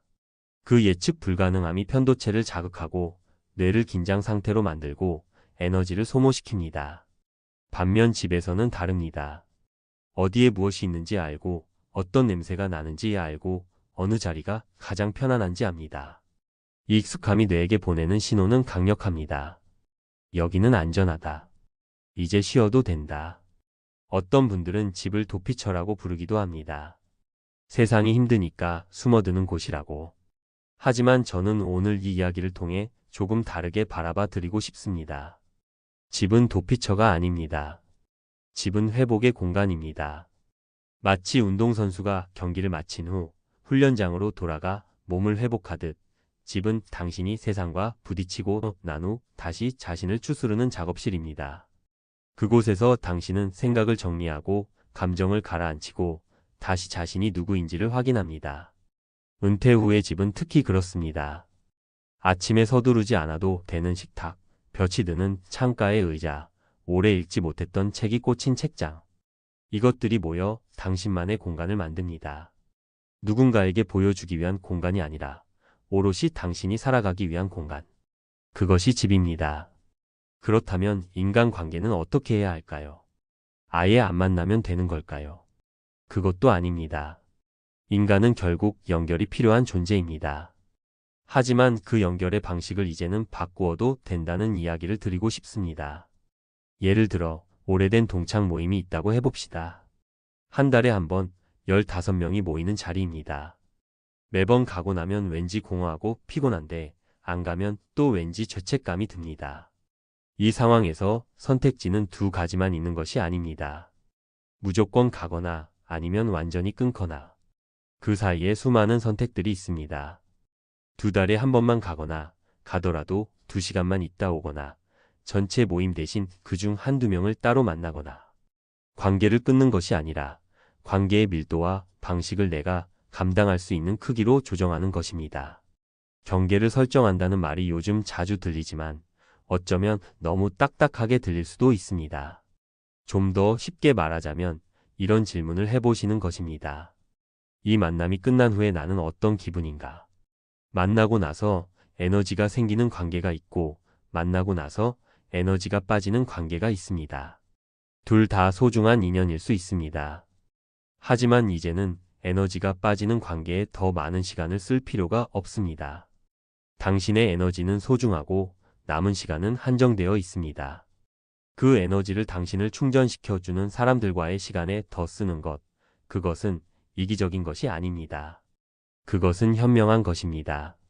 관계에서 경계를 긋는 것을 이기심이라고 부르는 문화 속에서 우리는 오래 살아왔습니다. 특히 우리 세대는 그랬습니다. 남들에게 폐를 끼치면 안 되고 모임에 빠지면 이상한 사람이 되고 싫다는 말을 못하고 억지로라도 가야 하는 자리들이 많았습니다. 하지만 이제는 조금 달라져도 됩니다. 당신이 이번엔 좀 쉬겠다고 말하는 것은 관계를 부수는 것이 아닙니다. 자신을 돌보는 것입니다. 그리고 자신을 잘 돌보는 사람이 주변 사람들에게도 더 좋은 에너지를 줄 수 있습니다. 이제 조금 더 현실적인 이야기를 해드리고 싶습니다. 모임이 있을 때 어떻게 하면 덜 소모될 수 있을까에 대한 이야기입니다. 모임 전날 혹은 당일 아침에 잠깐 이런 생각을 해보시는 것도 좋습니다. 오늘 나에게 쓸 수 있는 에너지가 얼마나 있나? 마치 핸드폰 배터리처럼 오늘 내 에너지가 얼마인지를 감각적으로 확인해 보는 것입니다.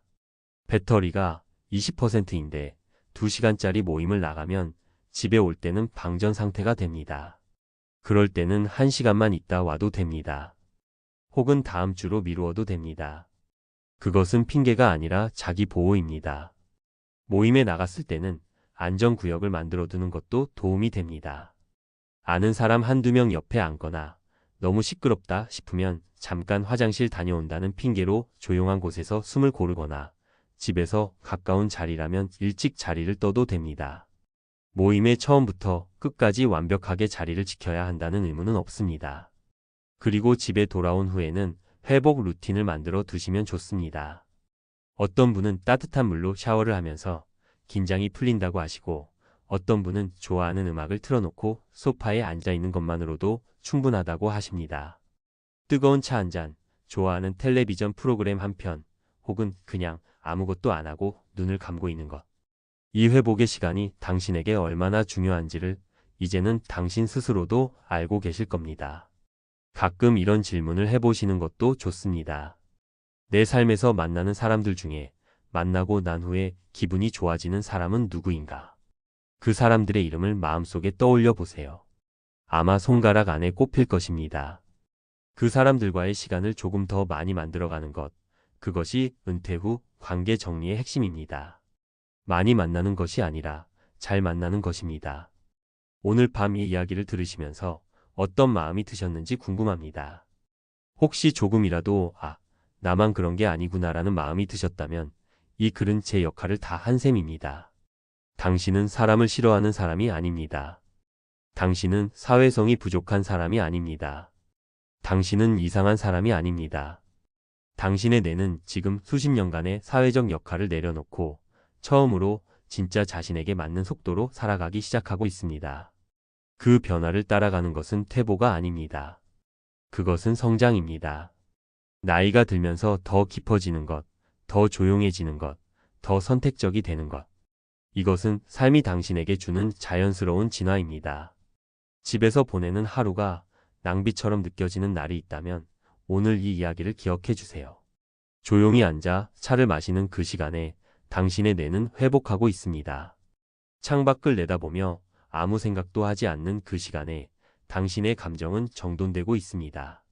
오랜 친구에게 전화가 왔는데 오늘은 받기 싫다고 느낀 그 순간에 당신의 몸은 솔직하게 자신의 필요를 말하고 있는 것입니다. 그 모든 것이 옳습니다. 은퇴는 끝이 아닙니다. 은퇴는 처음으로 내 삶의 주인이 되는 시작입니다. 평생 타인의 시간표에 맞춰 살아왔던 당신이 이제 처음으로 자신의 리듬대로 하루를 살 수 있게 된 것입니다. 그 자유가 처음에는 어색하고 때로는 허전하게 느껴질 수도 있습니다. 하지만 그 고요함 안에 머무는 법을 조금씩 익혀가다 보면 언젠가 그 고요함이 당신의 가장 큰 자산이 될 것입니다. 파스칼이 말했던 그 방, 혼자 조용히 앉아 있을 수 있는 그 공간. 어쩌면 그곳이 당신의 집이고, 당신의 소파이고, 당신의 창가이고, 당신이 매일 아침 눈을 뜨는 그 방일지도 모릅니다. 그곳에서 당신은 이미 충분히 잘 살고 있습니다. 오늘 밤, 잠들기 전에 한 번만 이 말을 마음속으로 되새겨 보시겠습니까? 나는 문제가 없습니다. 나는 지금 가장 나에게 맞는 방식으로 살고 있습니다. 조용한 것이 좋고, 혼자 있는 것이 편안하고, 집이 좋습니다. 그것은 내가 현명해졌다는 증거입니다. 오늘도 오랜 세월을 살아오신 당신께 진심으로 감사드립니다. 그리고 잘 쉬세요. 당신은 충분히 그럴 자격이 있습니다. 편안한 반복되는 삶이 가장 안전하고 성숙한 삶이라는 이야기. 오늘 아침 눈을 떴을 때 어떤 기분이 드셨습니까? 아마 어제와 별반 다르지 않은 풍경이 펼쳐졌을 겁니다. 똑같은 천장, 똑같은 커튼 사이로 스며드는 빛, 그리고 어김없이 울리는 알람 소리. 세수를 하고 팝상 앞에 앉아 뉴스를 틀면 세상 어딘가에서 무언가가 또 일어나고 있지만 내 하루는 여전히 조용합니다. 창밖의 거리도, 동네 슈퍼마켓도, 공원 벤치도 어제와 그대로입니다. 은퇴를 앞두었을 때, 혹은 막 직장을 떠나셨을 때 많은 분들이 이런 상상을 하셨을 겁니다. 이제 자유로운 시간이 생겼으니 하고 싶었던 일들을 마음껏 해야지. 여행도 가고, 오래된 친구도 만나고, 새로운 취미도 배우고. 그렇게 기대했던 날들이 실제로 찾아왔을 때 많은 분들이 예상하지 못한 감정을 마주하셨습니다. 그건 해방감이 아니라 공허함이었습니다. 아무것도 하지 않아도 되는 날, 아무도 기다리지 않는 오전, 서두를 이유도 없는 아침. 처음엔 여유롭다 느꼈지만 어느 순간부터 그 여유가 이상하게 무겁게 느껴지기 시작합니다. 나는 지금 잘 살고 있는 걸까? 하는 물음이 조용히 마음속으로 찾아들 때가 있었을 겁니다. 아무 일도 일어나지 않는 하루가 이토록 낯설고 불편하게 느껴질 줄은 몰랐다고요. 텔레비전을 켜면 누군가는 세계를 여행하고 스마트폰 화면 속에서는 화려한 식탁과 풍성한 일상이 끝없이 흘러갑니다. 그것을 보다 보면 나의 조용한 아침이 마치 낙오된 삶처럼 느껴지기도 합니다. 무언가를 더 해야 할 것 같은데 막상 무엇을 해야 할지 모르는 그 막막함.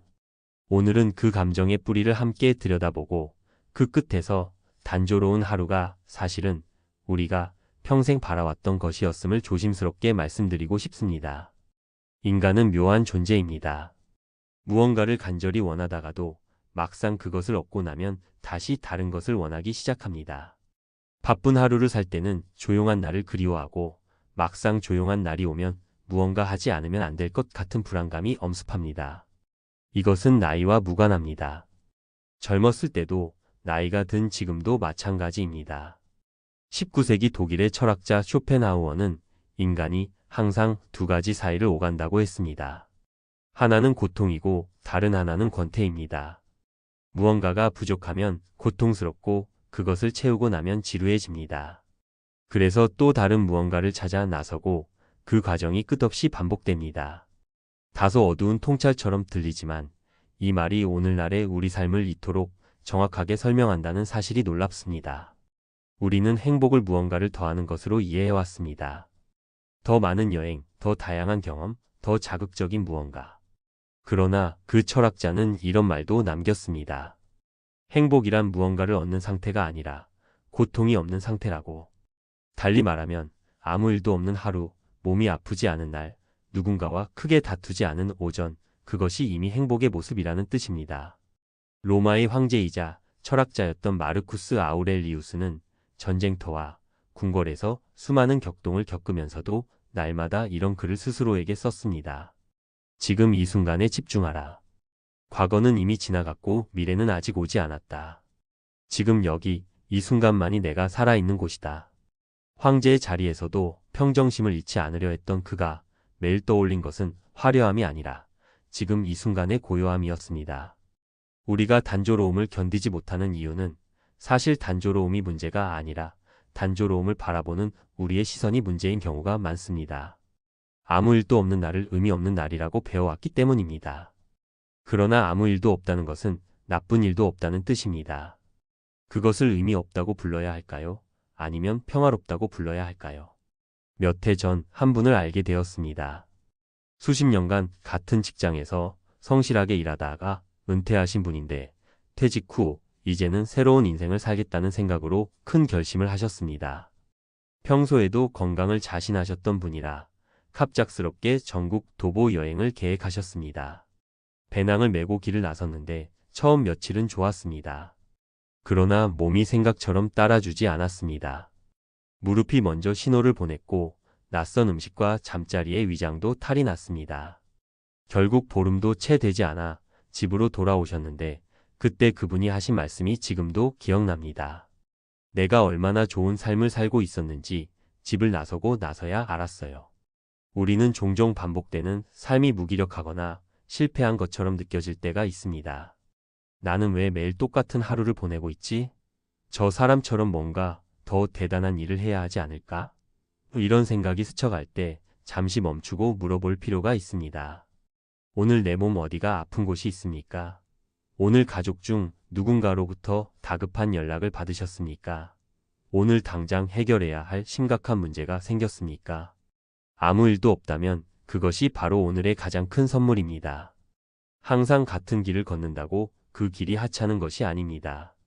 오히려 그 길을 오래 걸을수록 계절이 바뀔 때마다 나뭇잎의 색이 달라지는 것을 느끼게 됩니다. 처음에는 그냥 지나쳤던 담장 아래 작은 꽃이 보이기 시작합니다. 이웃집 강아지가 반갑게 짖어주는 소리가 어느 순간 익숙하고 따뜻하게 들립니다. 반복은 깊이를 만들어냅니다. 같은 길을 오래 걷는 사람만이 볼 수 있는 것들이 있습니다. 반복되는 하루는 마치 잔잔한 호수와 같습니다. 파도도 없고 바람도 잦아든 호수 위에서는 물속이 훤히 들여다 보입니다. 반면 파도가 출렁이는 바다에서는 수면 아래를 볼 수 없습니다. 단조로운 하루가 이어질수록 우리는 스스로의 내면을 더 잘 들여다볼 수 있게 됩니다. 고요함은 텅 빈 것이 아니라 맑고 투명한 것입니다. 세네카는 2000년 전에 이렇게 말했습니다. 불필요한 욕망을 쫓을수록 삶은 더욱 소란스러워지고 소란스러운 삶 속에서 진정한 자신을 만나기란 어렵다고. 그래서 그는 외부를 향하던 눈길을 안으로 돌리라고 권합니다. 더 많은 것을 구하기보다 지금 가진 것을 충분히 느끼는 것이 훨씬 깊은 삶이라고. 혼자 있는 시간을 편안하게 보낼 수 있는 사람이 얼마나 될까요? 아무 일도 없는 오후, 아무도 연락하지 않는 저녁, 텔레비전도 끄고 스마트폰도 내려놓은 채 그냥 앉아 있을 수 있는 시간. 많은 분들이 그 시간을 견디지 못해 다시 화면을 켭니다. 뭔가를 보지 않으면, 뭔가를 듣지 않으면 이상하게 불안한 감정이 밀려옵니다. 이것은 우리가 게으르거나 의지가 약하기 때문이 아닙니다. 오랫동안 바쁘게 살아오면서 우리는 외부의 자극에 의존하는 방식으로 살아왔습니다. 일이 있을 때는 일이 우리를 채워주었고, 아이들이 있을 때는 아이들이 하루를 가득 채워주었습니다. 그런데 그 모든 것이 하나씩 정리되고 나면 갑자기 커다란 여백이 생깁니다. 그 여백이 낯설고 두려운 것은 당연한 일입니다. 에픽테토스라는 로마 시대의 철학자가 있습니다.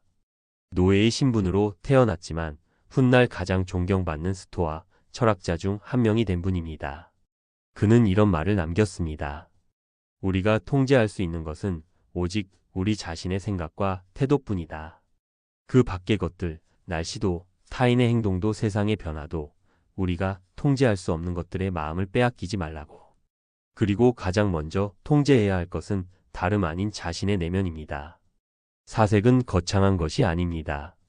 창가에 앉아 오늘 하루 어떤 일이 있었는지 조용히 돌아보는 것, 오늘 감사했던 것 한 가지를 떠올려 보는 것, 그리고 그것을 작은 수첩에 짧게 적어보는 것. 이 15분이 쌓이면 어느 날 당신은 당신 자신을 전보다 훨씬 잘 알게 됩니다. 처음에는 뭘 써야 할지 모르겠다고 하시는 분들이 많습니다. 그럴 때는 이렇게 시작해 보세요. 오늘 내가 불편하지 않았던 것. 아침에 커피가 맛있었다면 그것을 쓰면 됩니다.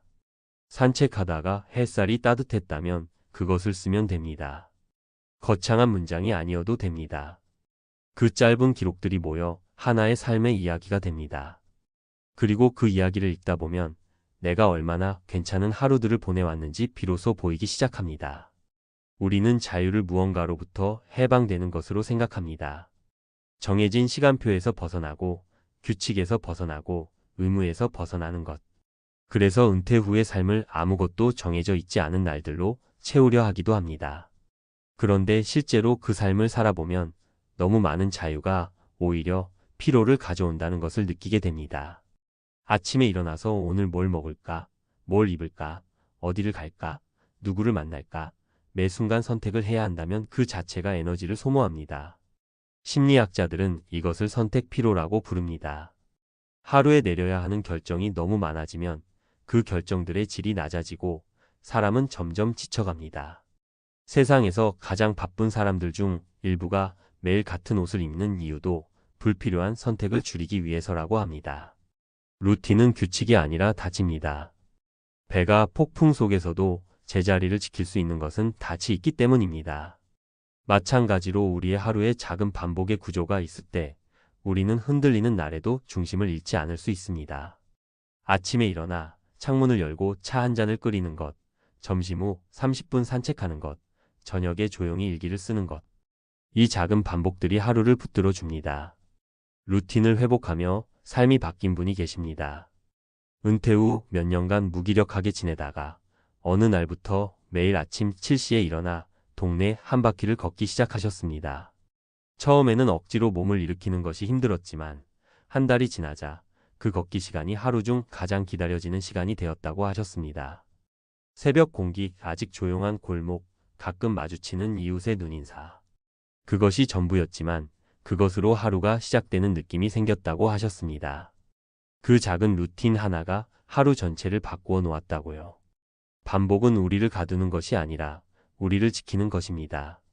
마치 안전한 항구처럼. 거센 바람이 불어도 항구에 닻을 내린 배는 흔들리지 않습니다. 매일 같은 시간에 같은 행동을 하는 것은 스스로에게 오늘도 나는 여기 있다고 조용히 말해주는 일입니다. 그리스의 철학자 에피쿠로스는 행복한 삶에 대해 매우 소박한 이야기를 했습니다. 좋은 친구와 나누는 대화, 소박한 음식, 평화로운 마음. 이것이면 충분히 행복할 수 있다고. 화려한 향연이나 권력이 아니라 작은 기쁨들의 합이 진정한 행복이라고 보았습니다. 2000년이 지난 지금도 이 말이 마음에 와닿는 것은 그것이 진실이기 때문일 겁니다. 오늘 아침 두 발로 일어설 수 있으셨습니까? 아침밥을 먹을 수 있으셨습니까? 창밖으로 하늘을 보셨습니까? 우리는 이런 것들을 당연하다고 생각합니다. 하지만 이것들이 전혀 당연하지 않은 분들이 이 세상에는 너무나 많습니다. 걷는 것이, 보는 것이, 먹는 것이, 듣는 것이 기적이라는 사실을 우리는 자꾸 잊어버립니다. 건강 역시 마찬가지입니다. 건강이 무언가 대단한 체력이나 능력을 의미하는 것이 아닙니다. 아프지 않은 것, 그것이 건강입니다. 오늘 내 몸 어디도 크게 아프지 않다면 오늘 당신은 건강한 것입니다. 그리고 그 건강한 하루가 쌓여 건강한 삶이 됩니다. 별일 없어요 라는 말을 들을 때 우리는 어떤 표정을 짓습니까? 대부분 조금 실망스럽거나 심심하다는 표정을 짓습니다. 그런데 생각해보면 별일 없다는 것은 얼마나 놀라운 말입니까? 나쁜 일도 없고 걱정스러운 일도 없고 위험한 일도 없다는 뜻입니다. 이제부터 별일 없다는 말을 들으면 마음속으로 이렇게 바꿔보세요. 무탈하다고. 무탈한 하루. 그것이 얼마나 깊은 축복인지 우리는 조금씩 알아가야 합니다. 지루함은 축복의 다른 이름입니다. 지루할 수 있다는 것은 지금 이 순간 생존을 위협하는 위기가 없다는 뜻입니다. 지루할 만큼 평온한 오늘이 있다는 것은 어제까지 내가 잘 버텨왔다는 증거입니다. 그러니 지루한 오후를 탓하지 마십시오. 그 지루함 속에 조용히 앉아있는 것도 하나의 삶의 방식입니다. 어쩌면 가장 성숙한 방식입니다. 내일 아침 눈을 떴을 때 어제와 똑같은 천장이 보이더라도 이제는 조금 다르게 생각해 보실 수 있겠습니까? 어제와 같은 천장이 보인다는 것은 내가 오늘도 이 자리에 있다는 뜻입니다. 어제와 같은 자리에서 하루를 시작할 수 있다는 것은 어제 하루가 무사히 지나갔다는 뜻입니다. 단조로운 하루는 우연히 찾아오는 것이 아닙니다. 그것은 당신이 오랜 시간 동안 차곡차곡 쌓아온 것입니다. 건강을 지키려 애쓴 날들, 관계를 소중히 여긴 시간들, 작은 일에도 성실했던 순간들, 그 모든 것이 모여 오늘의 단조롭고 평온한 하루를 만들어냈습니다. 단조로움은 실패가 아닙니다. 그것은 당신이 이뤄낸 결과입니다. 노년을 줄어드는 시간이라고 생각하는 분들이 계십니다. 할 수 있는 것이 적어지고 만나는 사람이 줄어들고 몸이 예전 같지 않으니 삶이 축소되는 것처럼 느껴진다고. 하지만 다른 방식으로 바라볼 수도 있습니다. 노년은 축소가 아니라 정제의 시간입니다. 불필요한 것들이 빠져나가고 진짜로 중요한 것들만 남는 시간. 금을 정제하면 불순물이 제거되고 순수한 금만 남듯이 삶도 오래 살수록 진짜 소중한 것들이 더 선명하게 보이기 시작합니다. 지금 당신 옆에 있는 사람이 소중한 이유를 이제는 압니다. 오늘 마신 커피 한 잔이 따뜻했던 이유를 이제는 압니다. 아침마다 산책하는 그 길이 왜 그렇게 마음을 편안하게 해주는지를 이제는 압니다. 그것을 알기까지 걸린 그 시간들이 모두 당신의 삶이었습니다. 그 어떤 하루도 헛된 하루가 아니었습니다. 오늘 하루도 아무 일 없이 저물어가고 있다면 조용히 이렇게 말해 보십시오. 오늘도 무사했다. 그 한마디가 지금 이 순간 당신이 할 수 있는 가장 깊은 감사의 표현입니다. 마지막으로 오늘 이 이야기를 들으신 분들께 아주 작고 실천 가능한 3가지 약속을 드리고 싶습니다. 대단한 결심이 아닙니다. 내일 아침부터 조용히 시작해 볼 수 있는 것들입니다. 첫 번째, 아침에 눈을 뜨면 오늘도 여기 있음에 감사하는 말을 한마디 해보세요. 소리 내어도 좋고 마음속으로 해도 좋습니다.